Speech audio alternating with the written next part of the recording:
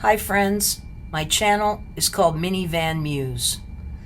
I travel in my 2023 Honda Odyssey named Betty White, and we travel around the country to beautiful places, interesting places, and I'm happy that you're here to travel along with us. Hey friends, good to see you again. So today I thought I would make a video about air conditioning. To give you a little bit of background, I bought my van Betty White in 2023, and the first summer I took a 30-day trip cross country, 8,000 miles. Summer 2024 I took a 30-day trip, 6,000 miles, Pacific Northwest, down and around and back. I live in Southern California. And you know, traveling in the summer is hot. It's really hot. And elevation, of course, is your best friend. You probably already know that if you've done some van life traveling. The higher elevation you can get, the cooler it is. And in the summertime, if you can get, 7,000 feet elevation or higher, it can be really cool. I actually remember this past summer, I was at Colorado. It was at like 13,000 feet elevation, 12,000, something like that. And it was like 60 degrees. And down a few thousand feet lower in elevation, it was 90 degrees. So heat is a real factor. The first summer I had Betty, I did not have an air conditioner. Obviously I have an air conditioner in the car, but I'm talking about an air conditioner for when you're sitting still. The first summer I did not have an air conditioner. I had a cooling blanket, which, I don't know, it's just made out of a real, maybe I'll show it in another video. I don't have it with me right now, but it's a real thin blanket with real kind of slippery material, and it makes you feel cooler. Did it work? It was okay. But I also invested in 2 large cold packs, kind of like what physical therapists use. They freeze them and then they'll put it on your back or on your shoulders or something. And what I would do is I'd put them in my fridge during the day. I had 2 of them. I'd take one out, put it under my body at night. It would last a few hours. And if I woke up during the evening and I was hot, I could put one in the freezer and take the other one out, and it would get me through the night.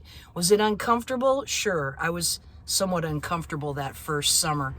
So the second summer, in 24, last year, I knew I had to get something more. And I started to do some research on air conditioners. You may already know all this now, but maybe some of you don't. There are a few companies that sell portable air conditioners meant for like RVs or something like that. EcoFlow has a popular one. They're on, I guess, their 3rd generation now, because they are now out with what's called the Wave 3. They have a Wave 2, and maybe, I don't know, maybe there was a Wave, and then a Wave 2 and a Wave 3 by EcoFlow. And then there was the Icy Breeze, which they've just come out with their 3rd generation. That's called the Mark 3, and they have the Mark 2, and I don't know, maybe the first one was Mark 1 or just Mark. Bouge RV has a portable air conditioner. And I just Googled a little bit. There's a number of other lesser known portable air conditioners. And so I thought, maybe I would buy one of those. But here's what I found in my research. Number 1, they take a huge amount of power. A lot of them come with batteries that you attach to it, but they take, 2, 3, 4, 500 watts. That was the first thing that maybe not go in that direction. The second was they had these exhaust fans. You could Google the Icy Breeze or the EcoFlow Wave, and you can see they have these 2 like ducts, and they have to be mounted at the window. One brings in fresh air to be cooled off, and the other one exhausts the hot air. Well, I just didn't think that was something I wanted to deal with. 1, because of the space, and 2, because of the not stealth nature of something like that.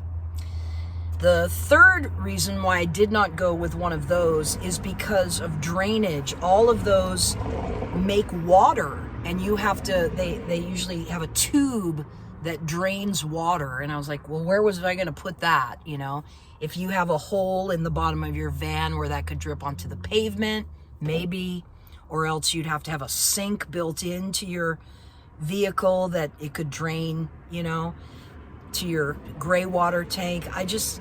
For all three of those reasons, too much power, these ducts that you had to have, and the drainage issue, I didn't go with one of those. I've also seen nomads, people who have drilled a hole in their roof, and they have like an RV type of AC unit mounted to their roof. Well, one, I wasn't going to cut a hole in my roof, and two, again, you need a lot of power for something like that. And finally, I've seen people, even vans around where I live, where people have a real air conditioning, like the kind of unit you'd put in a wall in an apartment or a home. And of course, non-stealthy or less stealthy, water would have to be drained and lots of power. So I was like, what am I going to do? So in my searchings, I found what I have, and I'm going to show it to you now. I'm not endorsed by anything like this, any of these companies. I just am sharing what I learned in my research about air conditioners. So what I decided on is something called the Icy Breeze, and I'm going to show that to you now. Now, if I was better at filming, I would be able to show you a wider shot, but this is the best I can do right now. So this is my Icy Breeze. What is this thing? Well, basically, it's a huge cooler. It's a big cooler type thing. And when you open it up, what you see is this condenser, is it? I don't know what it is, but it's in the lid of this cooler type thing. And on top of it, there is a tube, and the cold air comes out of here, and you can point it, you know, at your face or in whatever direction you want. It does also have an extender tube that I invested in that you can hook onto here to make it longer. So how does this thing cool? Well, I'm not an engineer by any means. That's not my line of work. But basically what you do is you put ice in here. You put ice in there.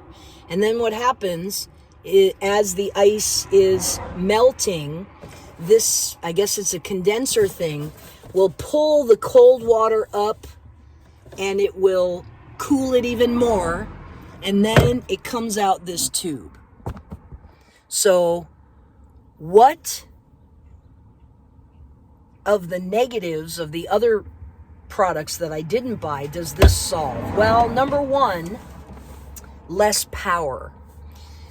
This product comes with these batteries that look like this. It is a 120 watt hour little battery. You hook it on to the top of the lid here, and this thing runs for about 6 or 7 hours. And I invested in a second one, so I actually have 2 of them.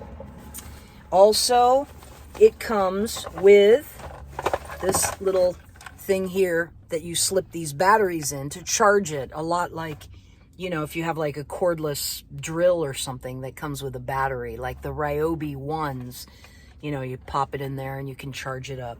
Of course, if you need to charge it, you either have to find shore power or you have to plug it into a power bank. And of course, it can drain your power bank 120 watt hours to juice it back up. The cool thing about this, though, is look at that. this allows you to hook this up to the Icy Breeze and little 12 volt, which you can put into your power bank. So, less power, 120 watt hours for about 6 or 7 hours of this.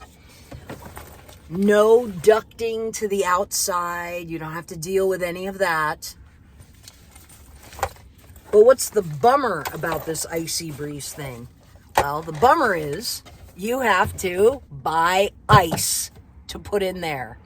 It holds about 30 pounds of ice. That's like 4 of the 7-pound ice bags from Walmart or wherever we buy ice when we're on the road. Is that a bummer to buy ice every day? Yeah, sure. Is this, though, less power and more stealth? Sure. Does this cool? It sure does.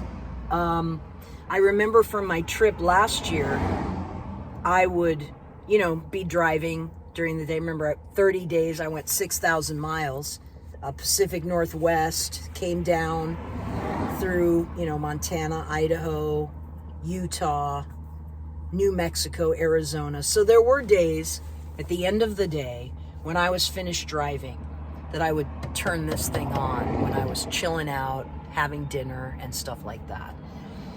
Is it like rocking, like in my apartment with my central AC pumping? Absolutely not. Does it keep you cool if you're sitting in midday hot direct sunlight? A little bit, so that it's bearable, but I use this more for in the evening, if it's warm, chilling out, having my dinner, watching a little TV, and then when I go to sleep. So, the final thing I want to talk about, just briefly, is you might notice that this Icy Breeze is sitting in a little plastic container. Why is that? Well, it has, and I'm not going to be able to show it to you in this video, but on the side, like every picnic cooler, you might have, it has a drain pipe, a little, you can pop it open and you can drain the water out of it. Fantastic, right? Well, the first time I took this out, I took it out for one night to test it out. The drain plug failed and there was water all over the floor, the plywood floor in the van. Oh, I was so upset. So what I did do is I super glued that drain plug closed because I never ever wanted that to happen again. And my solution is I was able to find a plastic tub that was just big enough to hold the unit. So, is this thing perfect? No.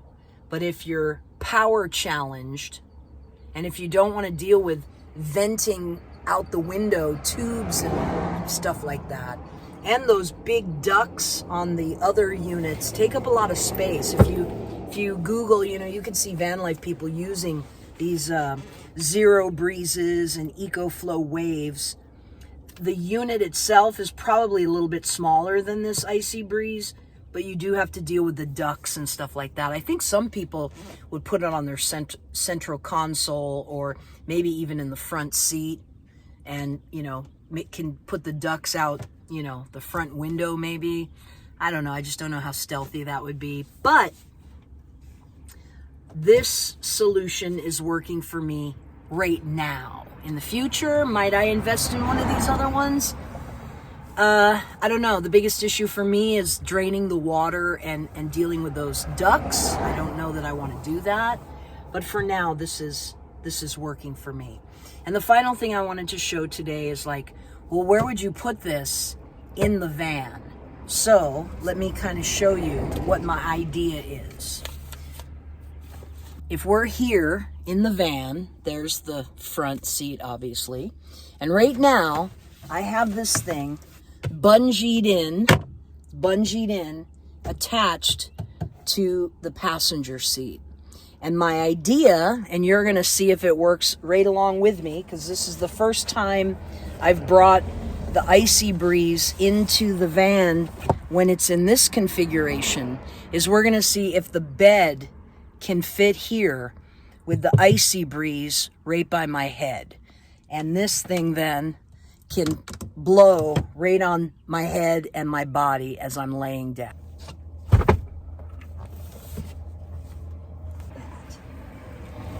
So, check it out. My trifold mattress ends right here, and there's room for the Icy Breeze. You can see my trifold mattress is extended out, and Icy Breeze sitting right there behind the passenger seat.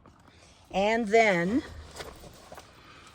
I still have all this room right here where I could set up my toilet if I had to go to the bathroom, or I could even sit here and cook right here. All right, so just a little video about how I'm gonna stay cool this summer while I'm doing my traveling.